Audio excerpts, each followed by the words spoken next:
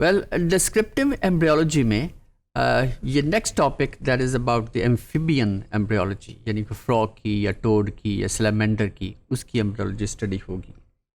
These are different stages of development. और amphibian embryology भी, या जिस तरह हम इकोनोडर्म एम्ब्रियोलॉजी में, one can very easily study the development process in the lab. और ये ख़ास तौर पे वही अगर कंडीशंस डुप्लीकेट कर दी जाएं लैब के अंदर, तो we can very easily observe the stages of development in a earthenware pot जिसमें पानी है और इसके अंदर वो फर्टिलाइज्ड एग्स अगर हम डाल दें तो these cells they will start dividing. और इस डायग्राम में हम देख रहे हैं कि the first stage there is the fertilised egg, और उसके बाद फिर एक मेरिडियनल क्लीवेज आती है. Upper half, this is the animal pole, and the lower half is the vegetal pole. This is animal pole and this is the vegetal pole. और उसके बाद फिर थर्ड क्लीवेज है which appears at right angles to the first, और उसके बाद फिर third cleavage है जो कि इक्वेटोरियल है. और जैसे ही ये इक्वेटोरियल क्लीवेज आती है तो वो फिर द एम्ब्रियो वो 8 सेल्ड स्टेज कहलाएगी. और इसमें हम देख रहे हैं the upper the cells which are micromeres, और लोअर सेल्स जो हैं दे आर द मैगोमियर्स. इसमें एक और भी बात हम ऑब्जर्व कर रहे हैं कि जो योक है वो असल में होती है वेजिटल पोल की तरफ, और ये जो है ये योक ये क्लीवेज के डिवीजन या क्लीवेज के प्रोसेस को ज़रा सा रोक देती या कम कर देती या स्लो कर देती, और जिसकी वजह से जो एनिमल मीसोफियर्स की तरफ जो सेल्स हैं जिन्हें माइक्रोमियर्स कहते हैं, they start dividing more quickly as compare to the macromeres और the vegetal that is the cells. Now at this stage जहाँ पे माइक्रोमियर्स और मेगामियर्स डिफ्रेंशिएट कर सकते हैं बाकायदा साइज की लिहाज से, तो वहाँ पे देयर अपीयर्स ए डेंट. ये डेंट अपीयर होता है, और ये डेंट जो है this is the start of the archenteron, जिसे हम फिर there is the start of the gut. और ये माइक्रोमियर्स जो हैं they start spreading over the megameres, और ये आहिस्ता आहिस्ता ये पहली स्टेज जो क्रेसेंट शेप बनती है, और उसके बाद जैसे जैसे माइक्रोमियर्स जो हैं ये उसके स्प्रेड करना शुरू कर देते हैं मेगामियर्स के ऊपर, तो ultimately this stage it stage like this that appears, और जिसे हम फिर योक प्लग का नाम देते हैं. और इसके अंदर this is the part which is set to be the dorsal lip of the blastopore. नीचे वाली this is the ventral lip, and these are lateral lips of ब्लास्टोपोर्स.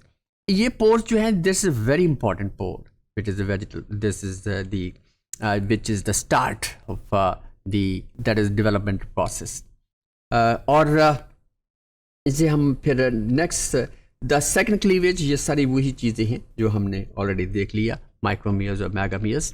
The cleavage process, the animal region becomes packed with numerous small cells, with the vegetal region contains only a relatively small number of large yolk laden macromeres, जिसका हम जिक्र कर चुके. तो ये एक जब एक जैसे सेल्स बन जाते हैं तो वो that is called as morula. Morula जो ये मलबरी से है लफ्ज़, कि जैसे स्मॉल राउंडेड मलबरी होती है जैसे वो है, तो उसी तरह उसी बेस के ऊपर ये लफ्ज़ मोरूला दिया गया है. Okay, now at the 128 cell stage the blastocoel becomes apparent. यहाँ पे एक कैविटी अपीयर होती है inside towards the animal pole, तो ये कहलाती है, this is what we call the blastocoel. That becomes apparent and the embryo is considered a blastula. Okay. Now the blastocele that probably serves two major functions that is in frog embryos. और ये major functions क्या हैं कि it permits cell migration during gastrulation. पहली बात तो ये है. It permits the movement, the migration of the cells. और उसके बाद second है it prevents the cells beneath it from that is acting permanently, prematurely, with the cells above it. तो इसको they keep it separate. तो इस तरह these are two functions of this blastocele, and this blastocele is water filled. It is not just a space, water filled cavity है. उसके बाद का process आता है गैस्ट्रुलेशन. गैस्ट्रुलेशन क्या है?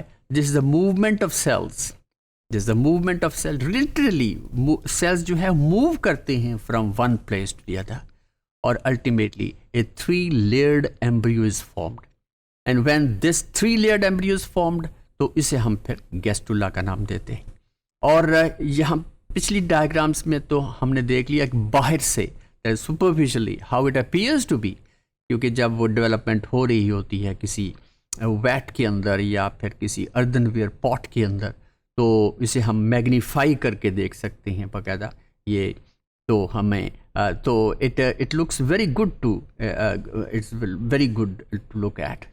तो ये उसके बाद जैसे जैसे अगर हम इनको अंडर ऑब्जर्वेशन रखें तो इसमें beautiful changes they continue to appear. लेकिन देखना यह है कि अब what is going on inside the embryo, क्योंकि बाहर तो हमने देख लिया कि ब्लास्टोपोर बन गया. अब इसमें हमने देखना है, और इसको हम मुख्तलिफ स्टेजेस के ऊपर इन एम्ब्रियोज को फिक्स कर देते हैं, और फिर स्लाइड्स उसके सेक्शंस काटते हैं और स्टेन करते हैं, स्लाइड्स बनाते हैं, और फिर हमें पता चलता है कि what is going inside the embryo, और this is what is going inside in the embryo. और ये एक यूँ समझे कि जैसे एक बॉल है, उसको हमने वर्टिकली काट दिया है, और this is the dorsal lip of the blastopore, जैसे हमने देखा था शुरू की डायग्राम में. और यहाँ से cells they start migrating inward, और ये जो सेल्स होते हैं ये डिफ्रेंशिएट होते हैं which we call the bottle cells. तो bottle cells they are the cells, जैसे ये भी बॉटल सेल्स हैं, ये एक डेवलप्ड स्टेज है. They are the leaders, you समझे कि वो आगे जा रहे हैं. और ये दिस इज द ब्लास्टोसील जो अपीयर हुई थी इनसाइड द एम्ब्रियो, और ये this is dorsal lip of the blastopore, and these cells which are in fact outside then they will start migrating inwards.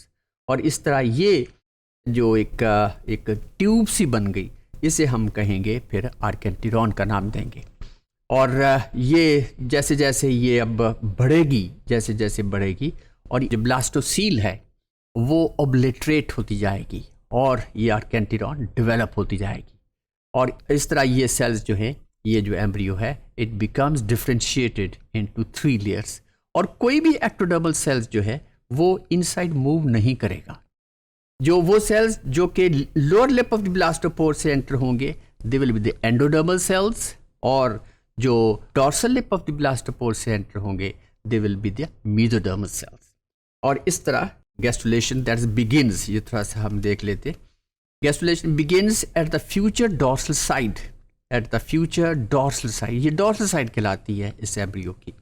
Okay, now below the equator where the prospective endodermal cells, जैसे हम bottle cells कहते हैं, invaginate and form a slit which we call the blastopore.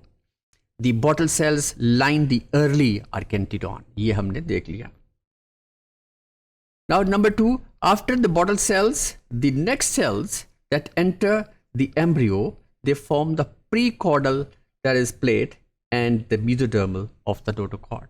ये क्योंकि ये जो notochord है, it is mesodermal in origin, तो mesoderm से ये develops notochord. Now simultaneously the animal cells undergo epiboly, और epiboly का हमने असल में नाम नहीं लिया, लेकिन ये जब micromeres they start spreading over the micromeres, तो ये जो movement है, और अल्टीमेटली जो एक ब्लास्टोपोर या जिन्हें हम कहते हैं योक प्लग बन जाता है, जो कि बहुत अर्ली स्टेज में हमने देखा था, पहली स्लाइड में देखा था. तो ये this is what we call the epiboly. Epiboly it is a movement, specialized movement of cells, particularly in amphibians. तो ये जिसकी वजह से फिर एक ब्लास्टोपोर बन जाता है. और जैसे हमने कहा था कि dorsal lip of the blastopore, the ventral lip and the lateral lip of the blastopore. और इन ब्लास्टोपोर से मुख्तलिफ किस्म के सेल्स एम्ब्रियो के एंटर होते हैं, और कुछ सेल्स जो हैं they are moving inside through the ventral lip of the blastopore, कुछ lateral lip of the blastopore, और अंदर जाके फिर वो स्प्रेड हो जाते हैं. और इस तरह ये 3-layered एम्ब्रियो बन जाता है. The last endodermal cells on the surface appear on that is as the yolk plug. The yolk plug is eventually covered by ectoderm, और ultimately it is overlapped, it is covered by the ectoderm. और ये याद रखने वाली बात है कि ectodermal sales जो हैं, कोई भी एक भी एक्टोडर्मल सेल्स जो है वो एम्ब्रियो के एंटर नहीं होता इनसाइड, क्योंकि this is the ectoderm which is to develop then into the nervous system. जब फिर एक जिसे हम ऑर्गेनोजेनेसिस का प्रोसेस कहते हैं, तो ये जो क्योंकि अर्ली जो है वो एम्ब्रियोलॉजी, उसमें यही है कि अप टू द गेस्टुला हमने स्टडी किया कि हाउ द गेस्टुलेशन अकर्स और किस तरह 3 लेयर्ड एम्ब्रियो बन जाता है. और ये एक्टोडर्म, मेसोडर्म और एंडोडर्म 3 क्लियर लेयर्स बन जाती. और फिर जब 3 लेयर्ड एम्ब्रियो जब बन जाता है, फिर हर layer that starts changing into different structures, जिसका हम आगे जाके जिक्र करेंगे. So this is all about the amphibian embryology.